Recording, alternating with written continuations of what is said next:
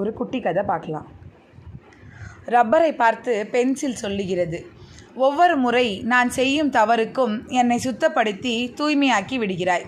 ஆனால் என்னை சுத்தம் செய்யும்போது நீ கரைந்து கொண்டே போகிறாயே, அது எனக்கு மிக வருத்தமாக இருக்கிறது என்று. ரப்பர் அதற்கு, அது என் கடமை. நான் படைக்கப்பட்டதே அதற்குத்தான். என்னை கண்டு நீ வருந்த வேண்டாம். இதில் எனக்கு முழு மகிழ்ச்சி.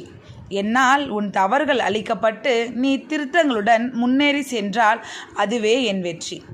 நான் கரைவதை பற்றி எனக்கு கவலை இல்லை என்றது. அந்த ரப்பர் வேறு யாரும் இல்லை, நம் பெற்றோர்கள்தான்.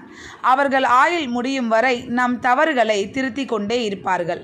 நம் மீது பொறாமைப்படாத மிகவும் அக்கறை உள்ள இரு உள்ளங்கள் என்றால் நம் பெற்றோர்கள்தான். அவர்களை கவனமுடன் பேணி காப்போம். நன்றி.